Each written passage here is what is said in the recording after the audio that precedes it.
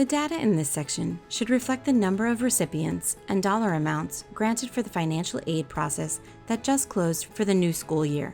Tuition remission will be collected in the Employee Benefits subcategory of data entry. Only the fields applicable to your school are displayed on this page.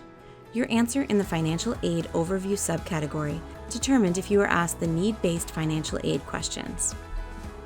Your answers in School Characteristics determined what grade levels you'd be asked about here. If you think you have too many or too few questions here, use the Category Subcategory drop-downs to get to those school characteristics and modify your responses. Save your changes and come back to this section to continue data entry. In the Aid by Income Ranges grid, include information about families of all students receiving grants. Do not include students who did not enroll.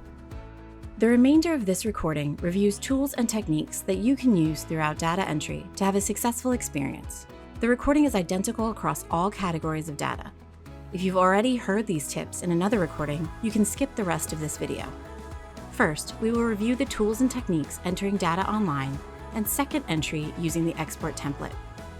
Each subcategory of data starts with notes about the data to be entered in that subcategory. Often, you will find a note about whether the data to be entered are for the current new school year or for the prior year. For each table of data to be entered, the instructions highlight important information for entering data in this section of the collection. Be sure to review the bulleted notes. The first section or sections of data entry will be core questions asked of all schools entering data in DASL. Toward the bottom, you may find tables of questions added by one or more of the associations using DASL and tied to your school.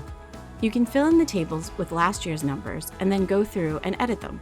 This is a particularly useful approach in areas where the data don't change much from year to year, such as school characteristics. You can use the Notes feature to record useful information about the data point you have entered in a field. This could include an explanation of an unusual value or notes about where you found the data in your school's records or systems. You can hide or show the notes as you go through data entry. From Data Collection homepage, download, print your prior year's entry and include notes, or view your notes within Update School Data. As you enter more data, it can become difficult to find fields that need to be filled in. Click Highlight Missing Data at the top of the page to find those fields. The system will highlight with pink stripes any fields on the page that are missing data, making it easy to find them and fill them in. To find definitions relevant to a data point, mouse over the question mark icon for that row, column, and/or section of data. Use the NA button to designate a field or group of fields as not applicable to your school.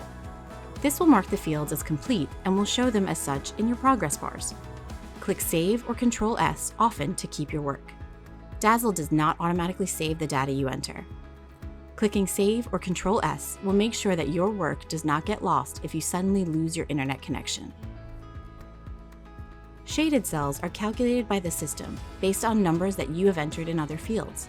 To make the system rerun the calculation, change one of the numbers entered and click the Save button or Control-S. Be sure to click Save or Control-S to save entered data. If you see Success with Alerts, be sure to review and resolve any alerts.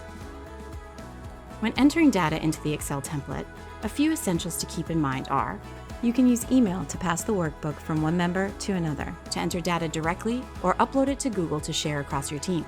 Please be sure that the only changes you make to the file are to enter information in the fields. Do not split up the file or copy pages and send them separately to various team members. The file must stay intact to properly populate the data you enter back into DASL when you upload the completed file. And remember, the person who downloads the file must be the same person who will upload the file to DASL when the time comes. Several subcategories have an instructional video to highlight important information about the data entry within that particular subcategory. Mouse over the red triangles to view instructions, definitions, and descriptions. Enter your data into the fields in each table. Be sure to save along the way. After entering some data or a full data collection part, upload your work to DASL to take advantage of the online tools to add notes, find missing data, or mark a field not applicable, and check your data quality.